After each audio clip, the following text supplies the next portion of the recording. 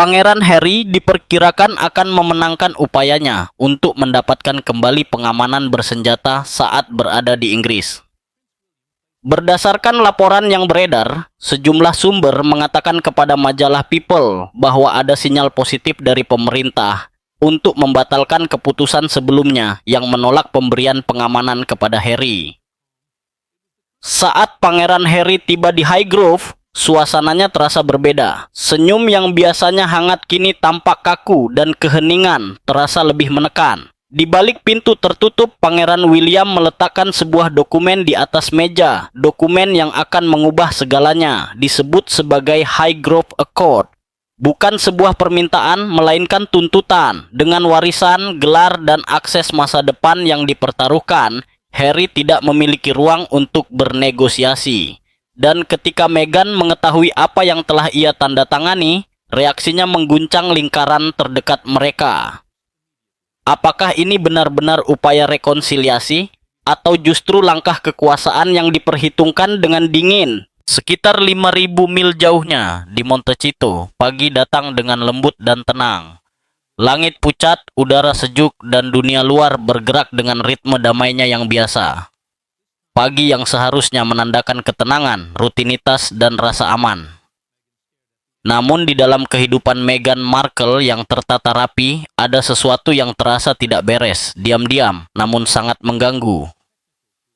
Semuanya bermula dari hal kecil, sesuatu yang seharusnya tidak penting, namun ternyata sangat berarti. Harry selalu memberi kabar, selalu. Tidak peduli di mana ia berada atau sepadat apa jadwalnya. Melintasi zona waktu, keluar masuk rapat panjang.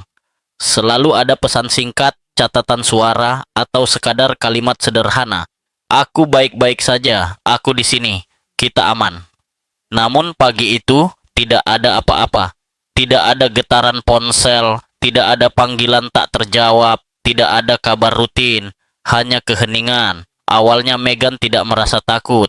Rasa takut datang belakangan. Yang pertama muncul justru kecurigaan, perasaan tajam bahwa ada sesuatu yang tidak pada tempatnya. Harry bisa menjadi banyak hal, tapi ceroboh bukan salah satunya. Diam darinya bukan hal biasa, itu adalah pelanggaran dari pola yang tak pernah gagal. Ia mencoba menenangkan diri. Mungkin Harry terlambat, mungkin sedang dalam perjalanan, mungkin sinyalnya buruk. Ia meletakkan ponselnya, lalu hampir seketika mengambilnya kembali. Naluri mengambil alih. Meghan membuka aplikasi keamanan pribadi mereka, aplikasi yang dirancang khusus untuk orang-orang dengan risiko hidup tinggi. Aplikasi yang tidak dibutuhkan keluarga biasa, melainkan untuk situasi darurat, ketika ketidakpastian bisa berubah menjadi bahaya. Biasanya aplikasi itu terbuka dalam hitungan detik. Sebuah peta muncul dengan titik kecil yang bergerak perlahan menunjukkan lokasi Harry secara real time. Sederhana, menenangkan, selalu ada. Tapi kali ini layarnya kosong, tidak ada titik, tidak ada sinyal, tidak ada lokasi. Meghan menatap peta kosong itu, jarinya terasa dingin di atas layar. Ia menyegarkan ulang sekali, dua kali, tetap nihil. Harry bukan sekadar offline, ia menghilang. Napas Meghan menegang saat pemahaman mulai terbentuk. Ini bukan gangguan teknis. Ia tahu cukup banyak untuk memahami artinya.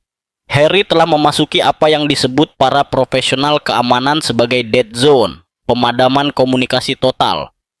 Zona semacam itu tidak muncul secara kebetulan. Ponsel tidak tiba-tiba kehilangan sinyal di tempat seperti itu. Dead zone diciptakan dengan sengaja, hanya ada di sekitar lokasi-lokasi yang sangat sensitif. Tempat yang dilindungi oleh lapisan otoritas, kekuasaan lama, dan kendali ketat wilayah kerajaan. Naluri Meghan menyala seperti alarm. Zona mati membutuhkan izin. Keputusan yang dibuat oleh orang-orang di puncak kekuasaan. Seseorang telah mengizinkan ini terjadi. Seseorang telah merencanakannya. Pikirannya berpacu saat ia membuka peramban dan memindai berita. Matanya bergerak cepat mencari apapun yang bisa menjelaskan firasat buruknya. Lalu ia melihatnya. Sebuah judul berita Inggris yang mulai menyebar di berbagai platform media. Dengan tenang namun pasti mengonfirmasi kepulangan pribadi dan dirahasiakan Pangeran Harry ke Inggris. Tanpa detail, tanpa foto, tanpa jadwal publik. Cukup informasi untuk menjadi berbahaya. Tubuh Meghan terasa membeku. Ini bukan kunjungan amal, bukan penampilan ramah atau singgah santai. Ini tertutup, terkendali, dan dikelola dengan sangat hati-hati. Jenis pertemuan yang terjadi di balik pintu tertutup, jauh dari kamera dan penjelasan. Lalu datang detail terakhir. Laporan menyebutkan bahwa Pangeran William hadir. Meghan tidak membutuhkan penjelasan lebih lanjut. Ia langsung memahami maknanya. Raja Charles mungkin mau bernegosiasi, melunak, mendengar, dan mencari kompromi. William tidak demikian. Ia tidak membuka kembali diskusi lama. Ia tidak membiarkan ujung-ujung terbuka. Jika ia memutuskan sesuatu selesai, maka itu benar-benar selesai. Ia tidak menekuk tekanan, ia menerapkannya. Ia tidak mengelola konflik, ia mengakhirinya. Dan kini Harry sendirian bersamanya, tanpa sinyal, tanpa saksi, tanpa jalan keluar. Meghan berdiri diam, ponsel di tangan, sementara pagi Montecito tetap berjalan, seolah tak ada yang berubah. Burung-burung berterbangan di antara pepohonan, matahari naik perlahan, hidup terus berjalan. Namun di seberang samudra, di balik dinding batu dan lorong-lorong sunyi, Harry sedang melangkah kembali ke dunia yang pernah ia tinggalkan. Dunia dengan aturan sendiri, dunia yang tak pernah benar-benar melepaskan. Untuk pertama kalinya sejak mengenalnya, Meghan tidak memiliki cara untuk menghubunginya, hanya keheningan dan ketakutan yang terus tumbuh tentang apa yang terjadi ketika pintu tertutup dan tidak pernah dibuka kembali.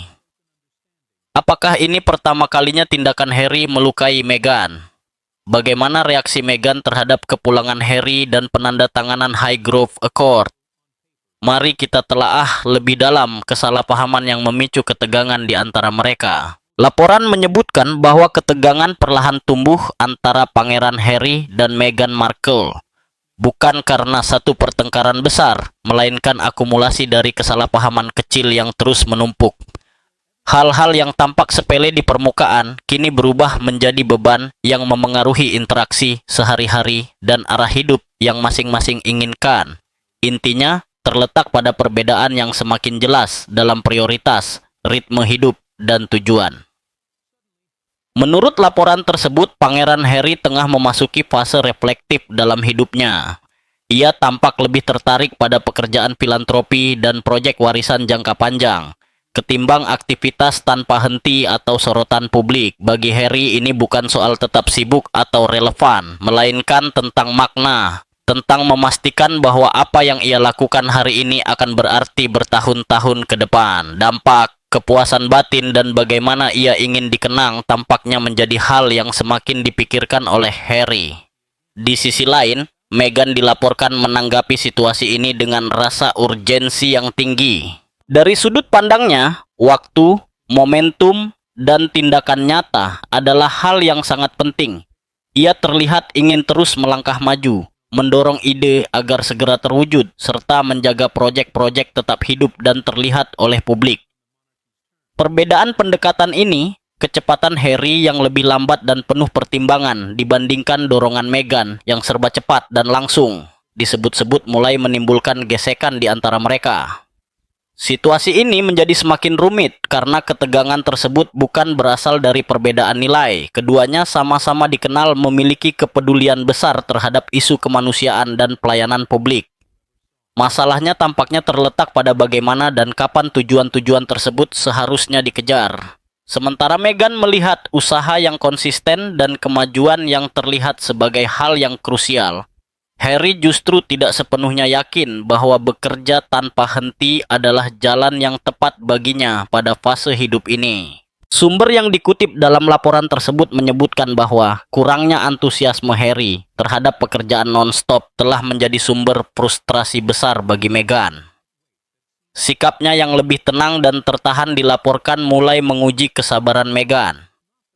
Seorang sumber dalam bahkan mengklaim bahwa rendahnya semangat Harry membuat Meghan sangat tertekan dan mulai memunculkan perasaan-perasaan lama yang belum terselesaikan. Seiring waktu, hal ini diduga berkembang menjadi rasa kesal yang terpendam, jenis kekecewaan yang tumbuh perlahan ketika harapan tidak terpenuhi atau tidak dibicarakan secara terbuka. Bagi Harry sendiri, sikap enggan ini bukan berasal dari kemalasan atau ketidakpedulian. Sebaliknya, hal itu tampaknya muncul dari keinginannya untuk hidup secara autentik. Ia ingin benar-benar merasa terhubung dengan apapun yang ia curahkan waktu dan energinya. Ia dilaporkan tidak ingin terlibat dalam proyek yang terasa dipaksakan, terburu-buru, atau hampa. Baginya, pekerjaan hidup harus bermakna, bukan melelahkan atau kosong. Perbedaan ini menyoroti jurang emosional yang lebih dalam. Harry tampaknya digerakkan oleh kepuasan batin dan pekerjaan yang selaras dengan jati diri serta nilai-nilainya. Meghan, sebaliknya, terlihat lebih termotivasi oleh momentum, memastikan bahwa setiap usaha berubah menjadi tindakan nyata, kemajuan, dan hasil yang jelas. Tidak ada pendekatan yang salah, tetapi ketika keduanya tidak sejalan, benturan menjadi sulit dihindari. Lapisan tekanan lain datang dari status publik mereka. Setiap langkah yang mereka ambil selalu diawasi, dianalisis, dan dihakimi. Sorotan semacam ini dapat mengubah perbedaan kecil dalam hubungan pribadi menjadi tantangan emosional yang jauh lebih besar. Keputusan yang bagi pasangan biasa mungkin terasa sederhana, bisa menjadi sangat membebani ketika dipertontonkan di panggung global. Ada pula persoalan waktu. Harry mungkin merasa bahwa fase hidupnya saat ini menuntut refleksi dan pilihan yang berlandaskan tujuan, terutama setelah bertahun-tahun menghadapi tekanan media dan kehilangan pribadi. Meghan, di sisi lain, mungkin merasa bahwa inilah saatnya bertindak tegas, membangun pengaruh, dan mengamankan arah yang jelas bagi masa depan mereka bersama. Ketika waktu tidak selaras, bahkan mimpi yang sama bisa terasa seperti tujuan yang saling bertentangan. Laporan tersebut menggambarkan dua orang yang saling peduli, namun kesulitan bergerak dalam irama yang sama. Keinginan Harry akan kedalaman dan makna cenderung memperlambat segalanya, sementara urgensi Meghan mendorong segalanya untuk terus maju. Tanpa komunikasi yang hati-hati, jarak ini bisa semakin melebar dan mengubah kesalahpahaman kecil menjadi jarak emosional. Pada akhirnya, situasi ini mencerminkan tantangan yang sangat manusiawi. Banyak pasangan menghadapi momen ketika pertumbuhan pribadi mengambil bentuk yang berbeda. Salah satu ingin berhenti sejenak dan merenung, sementara yang lain ingin bergerak cepat dan membangun. Ketika perbedaan ini tidak dihadapi dengan kesabaran dan empati, frustrasi dapat tumbuh di kedua belah pihak. Apakah ketegangan yang dilaporkan ini akan mereda atau justru memburuk masih harus dilihat. Namun yang jelas, Pangeran Harry tengah mencari tujuan di atas tekanan, sementara Meghan Markle mengejar kemajuan tanpa jeda. Menemukan keseimbangan di antara dua keinginan ini mungkin menjadi kunci untuk meredakan ketegangan dan membantu mereka melangkah maju bersama. Lalu, apa yang bisa memengaruhi keputusan Pangeran Harry untuk kembali ke tanah air secara diam-diam tanpa sepengetahuan istrinya? Apakah ia menghadapi ancaman di Amerika Serikat? Mari kita telusuri jebakan di balik gelar tersebut. Istana telah bertahan dari berbagai skandal selama berabad-abad. Perselingkuhan, rekaman bocor, wawancara yang mengguncang. Tak satu pun dari itu benar-benar menakutkan bagi monarki. Yang paling ditakuti istana justru sesuatu yang jauh lebih berbahaya, namun tampak tidak dramatis di permukaan, ketidakstabilan. Skandal bisa dijelaskan, dibiarkan berlalu, atau dikubur di balik tradisi. Namun ketidakstabilan mengguncang fondasi yang menopang sistem kerajaan. Dan pada saat ini, ancaman ketidakstabilan itulah yang mulai membayangi. Jauh dari aula megah Istana Buckingham, sebuah ancaman serius namun senyap mulai terbentuk di seberang Atlantik di Washington DC. Apa yang awalnya dianggap sebagai kebisingan politik mulai berubah menjadi sesuatu yang lebih tajam dan berbahaya. The Heritage Foundation, sebuah lembaga pemikir konservatif yang berpengaruh, tidak lagi sekadar mengajukan pertanyaan. Mereka mendorong keras untuk mendapatkan akses ke catatan visa Pangeran Harry di ADPS dengan alasan bahwa publik berhak mengetahui bagaimana ia masuk dan tetap tinggal di negara tersebut. Ini bukan gosip, ini adalah persoalan hukum.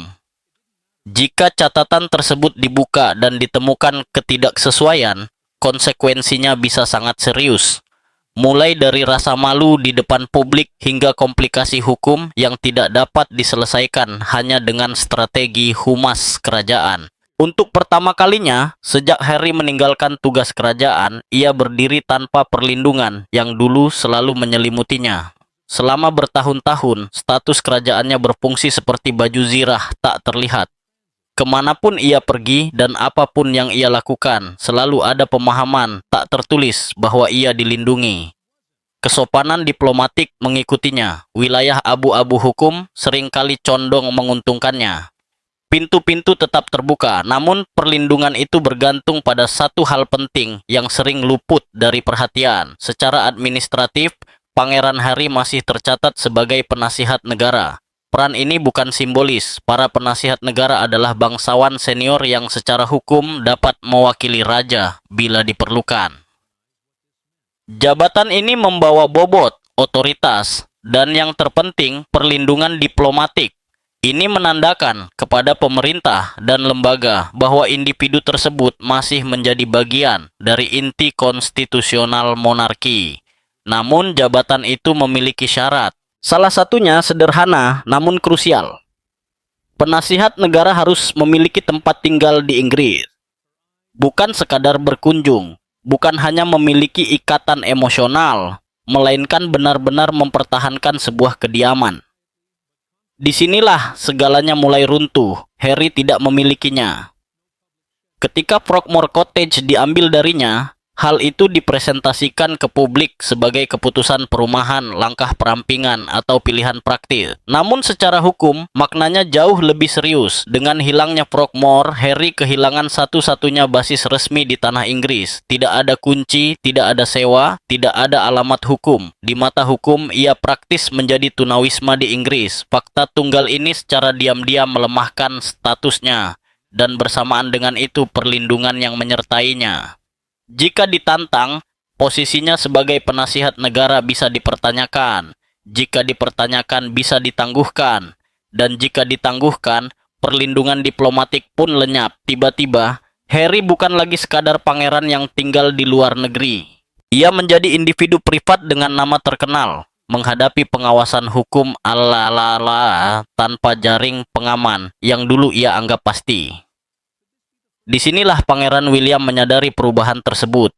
William memandang monarki bukan sebagai drama keluarga, melainkan sebagai institusi. Ia melihat peluang di tempat orang lain melihat emosi, dan ia menyadari bahwa istana kini memiliki sesuatu yang sudah lama tidak mereka miliki.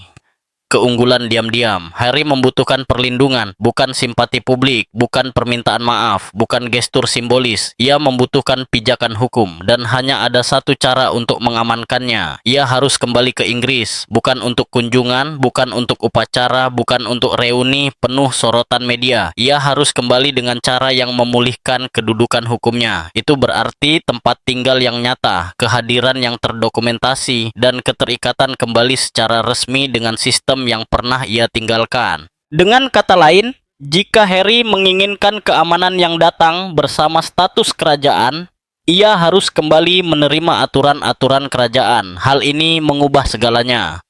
Untuk pertama kalinya sejak Brexit, keseimbangan kekuasaan bergeser secara halus. Istana tidak lagi perlu mengejar Harry.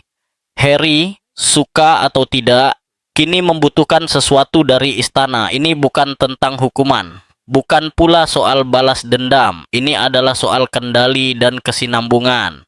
Monarki tidak bisa menanggung ketidakpastian, terlebih jika ketidakpastian itu datang dari seseorang yang tindakannya berpotensi memicu dampak hukum, diplomatik, atau konstitusional di dua negara sekaligus. Karena itu, pesan yang disampaikan baik secara tersurat maupun tidak, sangat jelas. Perlindungan ada harganya, dan harga itu bukan rekonsiliasi emosional. Bukan pula pemulihan hubungan keluarga. Harga yang diminta adalah kepatuhan, keselarasan hukum, dan kepulangan dengan syarat yang ditetapkan monarki. Inilah titik tekan yang sebenarnya. Tidak keras, tidak kejam, tetapi sangat presisi. Dalam sejarah kerajaan, langkah paling kuat jarang diumumkan secara terbuka. Ia terjadi dalam senyap melalui dokumen, tempat tinggal, dan definisi hukum. Pada saat ini, istana bukan takut pada skandal yang meledak di media. Yang mereka takuti adalah kehilangan kendali atas apa yang akan terjadi selanjutnya. Dan itulah sebabnya situasi ini jauh lebih penting daripada yang disadari banyak orang. Lalu, sambutan seperti apa yang diterima Pangeran Harry? Kesepakatan apa yang ia tanda tangani? Dan dengan siapa perjanjian itu dibuat? Mari kita telusuri. Brankas besi Harry diarahkan menjauh dari kehangatan koridor istana yang familiar, menjauh dari aula terbuka dan wajah-wajah ramah, menuju sisi kehidupan kerajaan yang hampir tak pernah terlihat. Udara terasa semakin dingin saat ia menuruni tangga sempit yang dipahat dari batu tua. Setiap langkah terasa disengaja, seolah menutup satu bab demi satu bab. Di bagian bawah berdiri sebuah pintu baja berat. Begitu pintu itu tertutup, tidak ada jalan kembali yang mudah. Tempat ini dikenal diam-diam di kalangan bangsawan senior sebagai Iron Vault, brankas besi. Ruangan ini tidak memiliki jendela, jam, kamera, atau ponsel. Tidak ada apapun yang bisa merekam kata, suara, atau ingatan. Apa yang terjadi di sini akan tinggal di sini selamanya. Inilah jantung sunyi Kadipaten Cornwall, tempat mahkota menyimpan kebenaran paling berbahaya dan perjanjian paling kuat. Dokumen yang dalam satu goresan pena bisa melindungi kerajaan atau menghancurkan reputasi.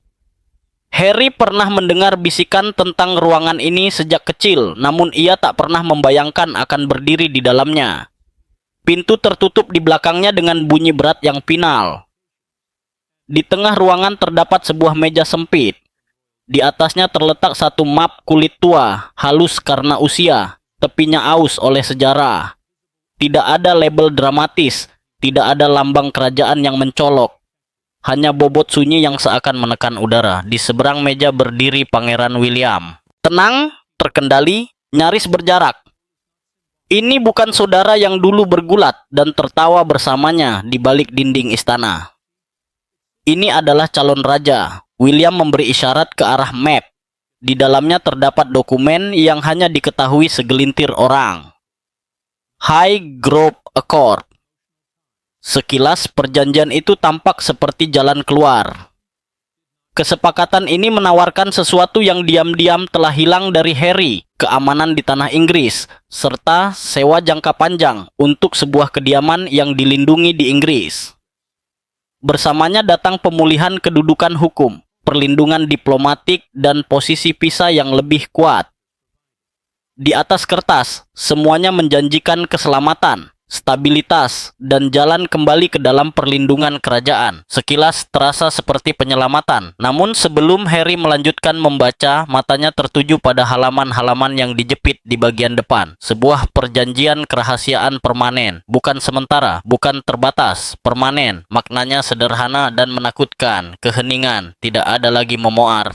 Tidak ada wawancara, tidak ada podcast, tidak ada dokumenter, tidak ada versi dirinya. Tidak ada pengungkapan di masa depan, baik lisan, tulisan, sindiran, atau isyarat. Tidak tentang keluarga, tidak tentang institusi, tidak tentang masa lalu, tidak pernah. Dada Harry terasa sesak. Ini bukan permintaan, ini adalah harga. William tidak berteriak, ia tidak menuduh. Tidak ada kemarahan dalam suaranya, dan justru itu yang membuatnya lebih berat. Ia berbicara dengan tenang, terukur, seolah menjelaskan hukum alam. Dengan perlindungan mahkota, Harry akan tetap terlindungi. Badai hukum bisa dikelola. Dinding diplomatik akan tetap kokoh. Pintu akan tertutup bagi tindakan yang bermusuhan. Tanpa itu, Harry akan berdiri sendiri. Sendirian menghadapi gugatan. Sendirian di hadapan pengadilan yang tidak membungkuk pada gelar. Sendirian dalam sistem di mana sejarah kerajaan tidak berarti apa-apa dan ikatan keluarga tidak menawarkan perlindungan. William tidak mengancam. Ia tidak perlu. Ia hanya menjelaskan bagaimana dunia bekerja. Inilah kenyataan.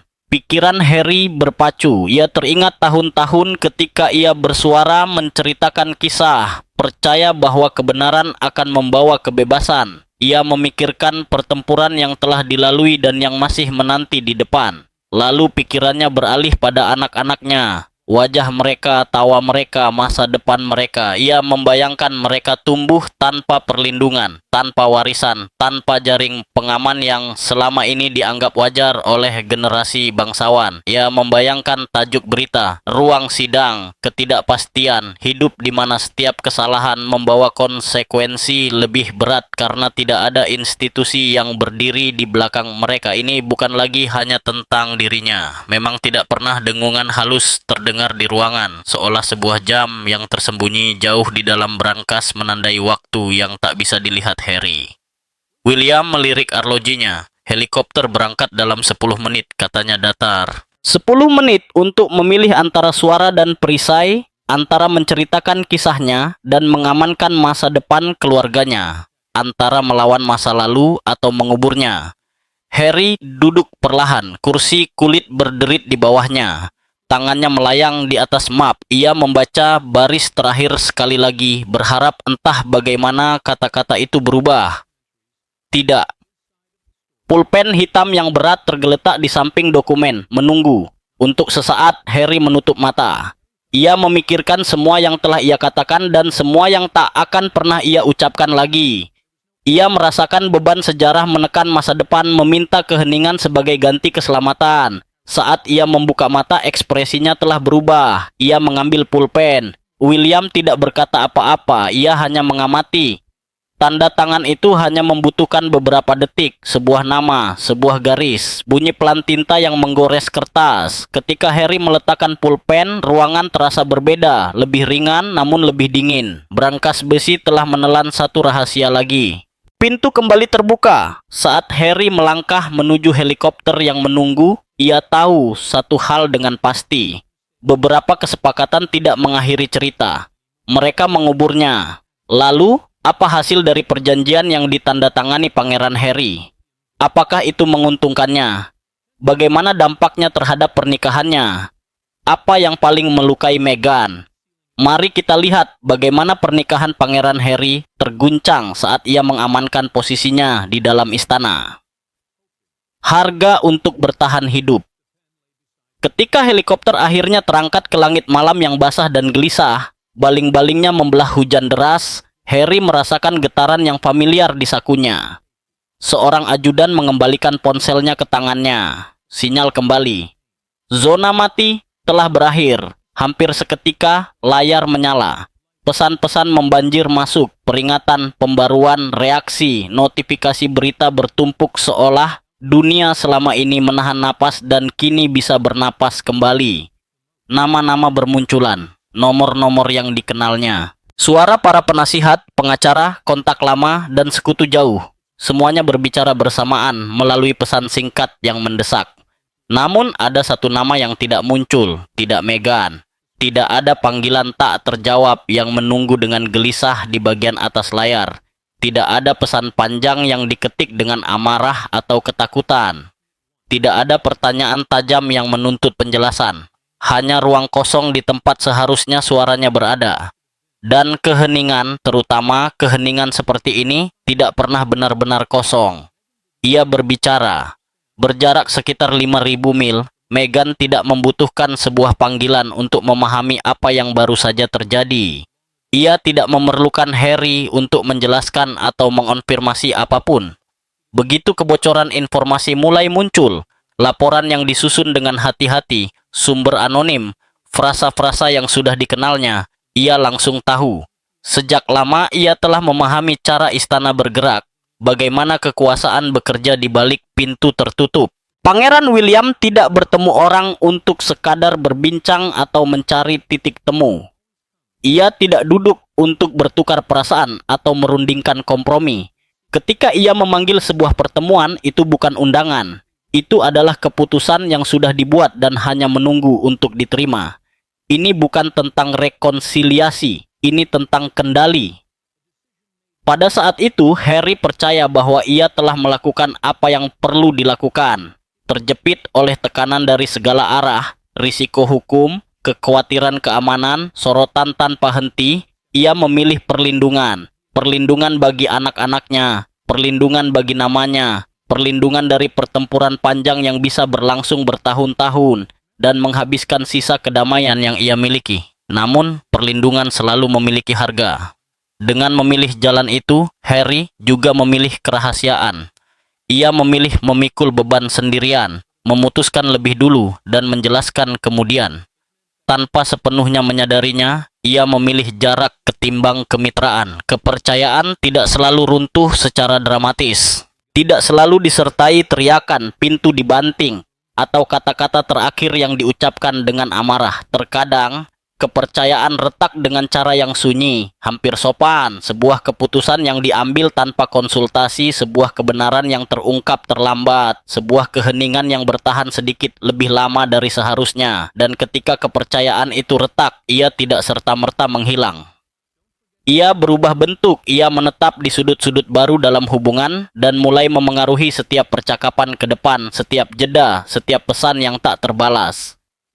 Harry melangkah turun dari helikopter dengan keyakinan bahwa ia telah mengamankan masa depan keluarganya.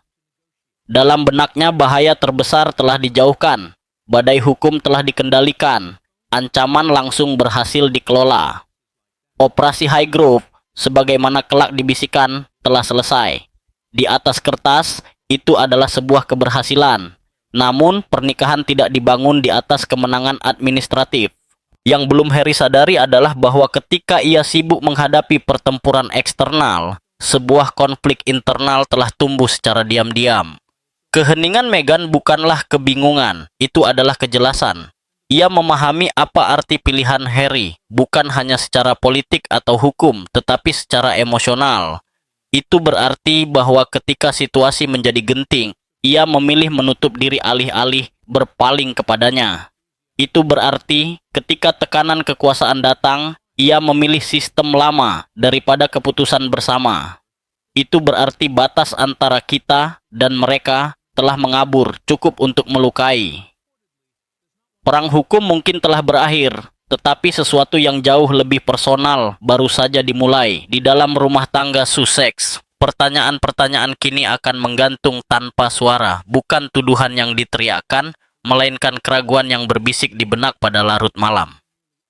Apakah ini rahasia terakhir atau justru yang pertama? Jika satu keputusan bisa diambil sendirian, berapa banyak lagi yang mungkin menyusul? Dan tidak seperti sebelumnya, tidak akan ada dinding istana untuk menyerap dampaknya, tidak ada pelayan istana untuk mengelola akibatnya, tidak ada mesin kerajaan untuk meredam biaya emosionalnya. Ini bukan lagi tentang tajuk berita atau institusi. Ini tentang dua orang yang mencoba menavigasi ruang rapuh antara kesetiaan dan kemandirian. Kali ini, tidak ada tempat untuk bersembunyi.